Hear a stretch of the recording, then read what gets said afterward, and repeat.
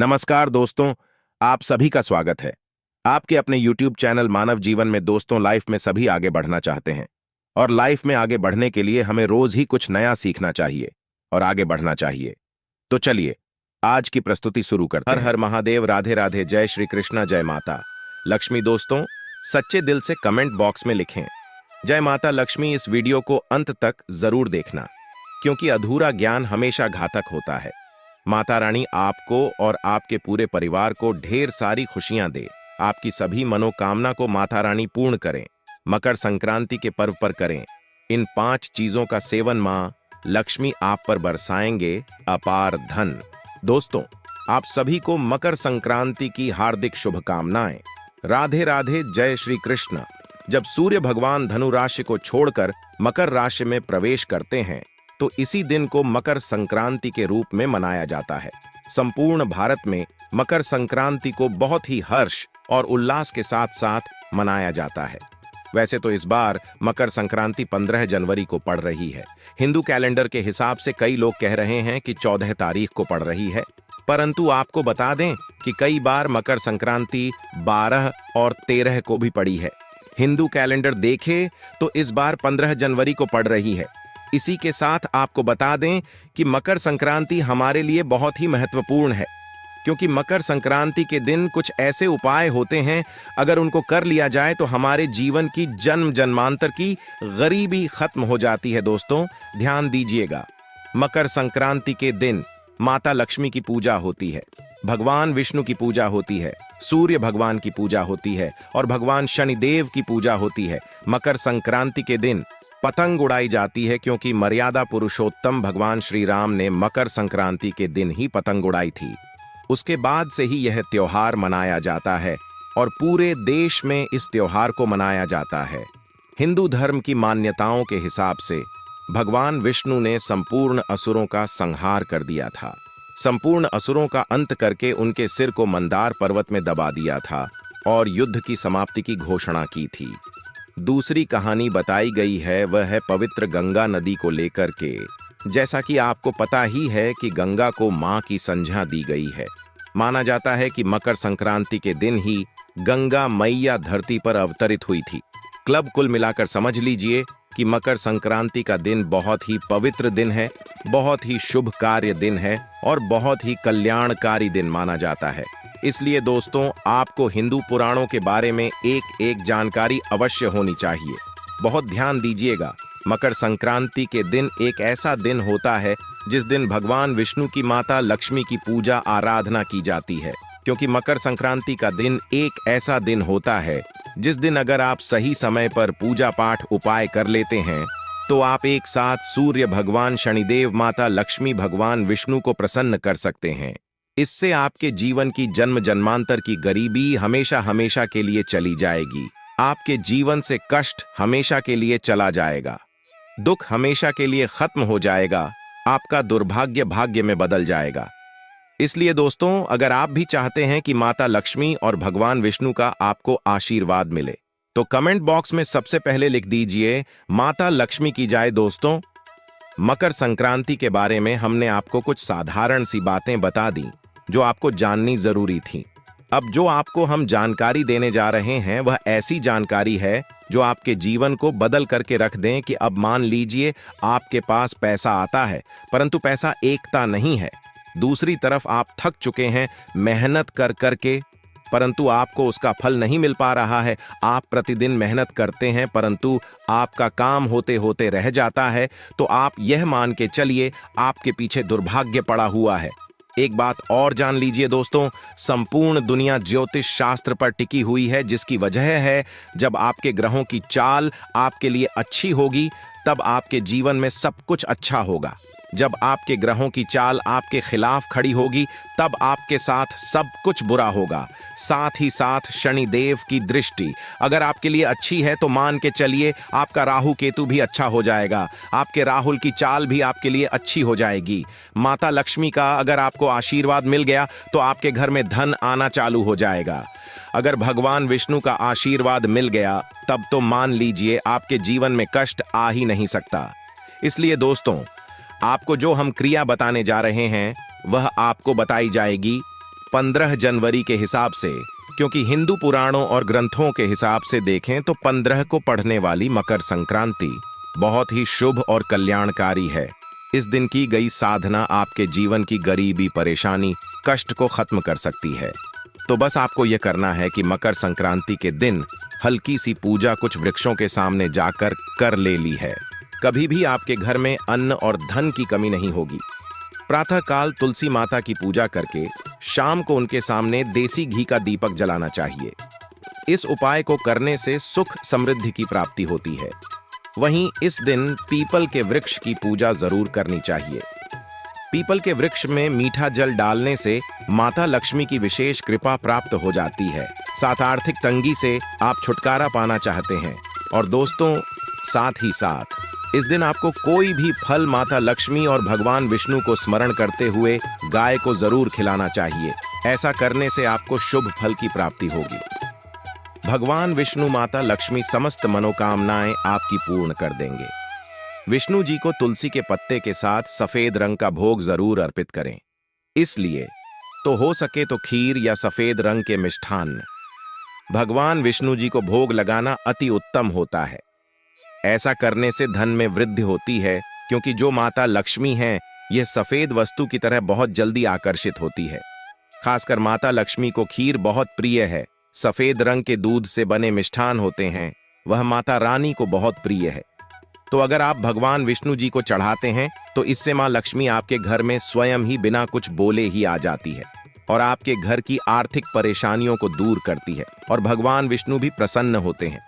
दोस्तों, हम कई बार आप लोगों को बता चुके हैं कि धन देने का अधिकार माता लक्ष्मी को है, अर्थात माता लक्ष्मी केवल धन देती है, लेकिन किसकी किस्मत में कितना धन देना है यह काम भगवान विष्णु जी करते हैं। क्योंकि भगवान विष्णु जी को पालनहार कहा जाता है। संसार के जितने भी जीव जंतु है, सबका पालन करने का दायित्व रखा है। भगवान विष्णु जी ने तो भगवान विष्णु जी के कर्मों में कितना धन देना है यह निर्णय लेते हैं। इसलिए भगवान विष्णु को जितना ज्यादा हो सके दिन प्रसन्न करने का प्रयास करें कि नजदीक बने जो मंदिर है भगवान विष्णु जी का, अगर कहा जाए तो इसे अति उत्तम कहते हैं, तो वहां पर भी आप नारियल और बादाम भगवान विष्णु जी के स्वरूप मानकर कि जो भी देवी देवता हैं उसे अर्पित कर दें। क्योंकि भगवान विष्णु जी ने स्वयं भगवत गीता में कहा है कि संसार में जितने भी देवी देवताओं की पूजा करते हैं वे सब मेरे ही स्वरूप हैं। इससे आपके रुके हुए भी जो भी कार्य हैं वे पूर्ण हो जाते हैं और उनका परिणाम आपको तत्काल मिलता है। जो आसपास के आपके मंदिर है वहां पर संध्या काल के समय में नारियल और बादाम जरूरत करना। बादाम की संख्या 5 रखना है। माता लक्ष्मी को मखाने जरूर चढ़ानी चाहिए। जिस तरह मां लक्ष्मी की उत्पत्ति समुद्र से हुई थी, उसी तरह मखाने की उत्पत्ति भी जल से हुई थी। मखाने भी कमल की पौधे से मिलते हैं। धर्मशास्त्रों के अनुसार कमल के फूल और मखानों को बहुत ही शुभ माना जाता है। खास तौर पर मखाने की खीर बनाकर मां लक्ष्मी को अर्पित करने से घर में धन धान्य के भंडार भरे रहते हैं। धर्मशास्त्रों के अनुसार माता लक्ष्मी को खीर अर्पित करता है तो उसकी कुंडली में वारे न्यारे हो जाते हैं। उस व्यक्ति की लॉटरी लग जाती है, उसे धनी होने से कोई भी नहीं रोक सकता। माता रानी को अर्पित करके प्रसाद स्वरूप में पूरे परिवार को यह जरूर खिलाएं, इससे बंद किस्मत के ताले भी खुल जाते हैं। धन संपन्नता, ऐश्वर्य उसके जीवन में हमेशा वास करती है। इस दिन खीर अर्पित करने से माता लक्ष्मी सच्चे हृदय से आपको आशीर्वाद देती है। मां बड़ी प्रसन्न हो जाती है। वह ऐसी कौन सी चीज है जो घर में कभी नहीं बनानी चाहिए, नहीं तो पूरा घर बर्बाद हो जाएगा। किसी भी व्यक्ति को ऐसा खाना नहीं खाना चाहिए। ऐसा खाना घर में बनने पर माता लक्ष्मी घर का त्याग कर देती है। भगवान धनवंतरी क्रोधित हो जाती है। आइए जानते हैं। धर्मशास्त्र के अनुसार लहसुन प्याज का खाना कभी नहीं खाना चाहिए। इस दिन जो भी व्यक्ति लहसुन प्याज का खाना खाता है उसके घर में हमेशा राहु केतु का वास हो जाता है। भगवान शनि भी नाराज हो जाते हैं और अगर घर में राहु केतु का वास हो जाएगा तो वहां पर माता लक्ष्मी और भगवान धनवंतरी की कृपा कभी नहीं बचेगी। और यह बात आपको हमेशा ध्यान में रखनी चाहिए। वेदों के अनुसार खास तौर पर लहसुन प्याज का सेवन करेगा उसके घर में राहु केतु का वास हमेशा के लिए हो जाएगा, कंगाल हो जाएगा, बर्बाद हो जाएगा। इसीलिए ऐसा खाना भूल कर भी इस समय खास तौर पर कभी मत खाना। आप बाकी दिनों में खा सकते हैं, पीली चीज घर में इस दिन अवश्य बनानी चाहिए। कड़ी पकौड़ा, पीले चावल, पीला हलवा, पीली खीर आदि अवश्य बनानी चाहिए, क्योंकि इस दिन पीला रंग स्वर्ण माना गया है तथा सोने चांदी के समान माना गया है। दिन पीली चीजें अवश्य खानी चाहिए, पीला रंग अवश्य धारण करना चाहिए। पीले रंग से भगवान धन्वंतरी आकर्षित होती है, तो ऐसे में माता लक्ष्मी भी आपके ऊपर घर में स्थायी रूप से अपना वास बनाएंगी तथा लक्ष्मी मात्र एक मिश्री के टुकड़े से भी प्रसन्न हो जाती है। बस आपके मन में सच्ची श्रद्धा होनी चाहिए। दिन यह चीज खाने से लोग शीघ्र बनते हैं धनवान, और यह बात दोस्तों 100% सच है। धनवान के साथ साथ ऐसे व्यक्ति की बुद्धि बहुत तेज हो जाती है, इन्हें शीघ्र ही सफलता मिलती है और जिस भी क्षेत्र में जाएं उन्हें बिल्कुल ही सफलता मिलेगी और दिन दुगनी रात तरक्की होती है। दोस्तों, यदि यह वीडियो को देख रहे हैं तो आपको भरोसा नहीं होगा कि ऐसी कौन सी चीज है जिसे खाते हैं तो लोगों के दिन दुगनी रात चौगुनी तरक्की होती है। दोस्तों, सही और पूरी जानकारी इस वीडियो में बताऊंगा, इसलिए इस वीडियो को आपको पूरा अवश्य देखना है। दोस्तों, कहावत है ना कि जैसा खाए अन्न वैसा रहे। मन अन्न का हमारे जीवन में महत्वपूर्ण स्थान है। अन्य कहीं ना कहीं ये हमारे मन पर अपनी ऊर्जा का प्रभाव डालता है। दोस्तों, बुधवार के ही दिन क्यों खाना चाहिए इन चीजों को जिससे हमारे जो है जीवन में प्रभाव पड़ेगा? तो दोस्तों, बुध का मतलब ही समझ लीजिए। बुध का मतलब होता है बुद्धि, और बुद्धि के देवता कौन है? भगवान गणेश जी से हमें क्या प्राप्ति होती है? भगवान गणेश जी से हमें भौतिक सुख प्राप्त होता है। दोस्तों, बुध के प्रभाव के बारे में अभी तक नहीं जानते होंगे तो इस वीडियो को ध्यान से देखना, इस वीडियो में बताना चाहूंगा बुध के प्रभाव के कारण हमारे जीवन में क्या घटित होता है। दोस्तों, इसलिए सभी लोगों को कहना चाहूंगा, शनि से भी ज्यादा, श्रेणी से भी ज्यादा क्रूर और शनि से भी ज्यादा खतरनाक कहे गए हैं। बुध ग्रह के प्रभाव अधिकतर लोग शनि महाराज को भी कोसते हैं कि शनि के कारण हमारे जीवन में यह परेशानी चल रही है। दोस्तों, सबसे बड़ा यही गलती कर बैठते हैं जिनके जीवन में, जिनकी कुंडली में, जिनके भाग्य में कमजोर हो, ऐसे व्यक्ति कभी भी सफल हो ही नहीं सकते हैं। तो बुध के कुछ दुष्प्रभाव, जैसे कि यदि आपके बुध कमजोर होते हैं दोस्तों, आपको छोटी छोटी जगह पर जाते वहां पर दुर्घटना होना शुरू हो जाते हैं। दुर्घटना होना बहुत ही आम बात है और लोग शनि महाराज को कोसते हैं कि शनि के कारण ही यह हमारे जीवन में दुर्घटना हो रही है, परेशानी आ रही है। दोस्तों, इसी के कारण ही दुर्घटना होती है। और तंत्र क्रिया, जिन्हें तंत्र क्रिया अध्ययन एक लगती है, मंत्र वगैरह लगती है, तो उन्हें टोटके इत्यादि जिन पर अत्यधिक बार हो रहा है, समझ जाना। बुध ग्रह उनके कुंडली में बहुत ही कमजोर है। जिनकी कुंडली में बुध ग्रह कमजोर होते हैं उन्हें नाना प्रकार के तंत्र बाधा, नाना प्रकार की क्रिया एवं तरह तरह के तांत्रिक प्रयोग उन पर होता है। और इसी के साथ यदि आपकी बुद्धि कमजोर हो तो बुद्धि और विवेक ये दोनों नष्ट हो जाते हैं। बुद्धि विवेक आपकी परंतु बहुत ही कम रहेंगे। जैसे आपकी बुद्धि तीव्र होना चाहिए, बिल्कुल ही वह 5% में जा जाकर आकर के रुक जाते हैं और जिस काम को करने के लिए जाते हैं, जिस भी क्षेत्र में जाते हैं, चाहे पढ़ाई करते हैं, पढ़ाई में मन नहीं लगता है, काम में मन नहीं लगता, नाना प्रकार के आपके जीवन में कष्ट आती है, तो यह बुद्धि के ही कारण होती है। यह विवेक एवं बुद्धि को नष्ट कर देता है और ये सभी प्रकार के कार्यों में अवरोध उत्पन्न करते हैं, संकट उत्पन्न करता है। दोस्तों, यह बुद्धि की कुछ कुप्रभाव है और यह सर्वत्र हानि करता है। जहां पर जाइए, जिस भी काम को करने के लिए जाइए, जैसे आप सफलता के लिए जा रहे हैं, किसी कार्य के या फिर पढ़ाई वगैरह करें, वहां पर भी आपको सफलता हासिल हो जाती है। यह बुद्धि के कुप्रभाव के कारण है। तो इस वीडियो को आपको ध्यान से पूरा देखना है। आज मैं आप लोगों को बुध गणेश संबंधी तथा कौन सी ऐसी चीज है जिसे खाने से बुध और गणेश से दोनों मजबूत हैं, सारी जानकारी बताऊंगा। यदि आज के बड़े मिस कर दिया तो सारी जिंदगी पछताना पड़ेगा। क्यों पछताना पड़ेगा दोस्तों? क्योंकि आज की जो जानकारी है आपके भाग्य, आपकी तकदीर बदल करके रख देंगे। क्योंकि भगवान गणेश जी को मंगलकारी स्वरूप कहेंगे और गणेश जी से हमें शुभ लाभ, दौलत, रिद्धि सिद्धि सभी की प्राप्ति होता है। और इसके नीचे में कौन काम करता है? जो बुध ग्रह है, भगवान गणेश जी इनके ईस्ट है। इस वीडियो को ध्यान से सुनना, सारी जानकारी मैं बताऊंगा। और जिन गणेश जी को तीनों देवी अत्यंत प्रेम करते हैं, जैसे कि माता महालक्ष्मी, माता महाकाली और माता महासभा स्मृति महाकाली, मतलब है दोस्तों स्वयं माता पर यदि यह तीनों की ही कृपा मिले। भगवान गणेश जी महाराज को तो बुद्ध का स्वामी कौन है? तो बुद्ध के स्वामी गणेश जी है। और गणेश कौन है? तो भगवान गणेश की प्रथम पूज्य देव है। जिसके पास शुभ लाभ रिद्धि सिद्धि नाना प्रकार की जितनी भी सुख है, यह सब भगवान गणेश जी की ही दास बने हुए हैं। और भगवान गणेश जी प्रथम पूजनीय है। और भगवान गणेश जी की कृपा के बिना आप किसी भी क्षेत्र में जाइए, बिल्कुल ही आपको सफलता नहीं मिलेगा। दोस्तों, हम घर में जब भी पूजा अनुष्ठान कराते हैं तो भगवान गणेश जी की हम सुपारी से या फिर गोबर के कंडे से या फिर गोबर से हम सब भगवान गौरी गणेश का निर्माण करते हैं। ऐसा क्यों करते हैं? क्योंकि गणेश का हमारे जीवन में बहुत ज्यादा महत्व स्थान होता है। तो दोस्तों, बुद्ध ग्राहकों कैसे बलवान करें? यह प्रश्न आप सबके मन में आ रहा होगा कि बुद्ध ग्राहकों कैसे करें जिससे हम धनवान बने, गुणवान बने, जीवन में सभी प्रकार के भौतिक सुख की प्राप्ति हो और भगवान गणेश जी की भी कृपा हमें प्राप्त हो। जिन्हें भगवान जी की, गणेश जी की कृपा मिल जाती है, उन्हें माता पार्वती और भगवान भोले बाबा का स्वतः आशीर्वाद मिल जाते हैं।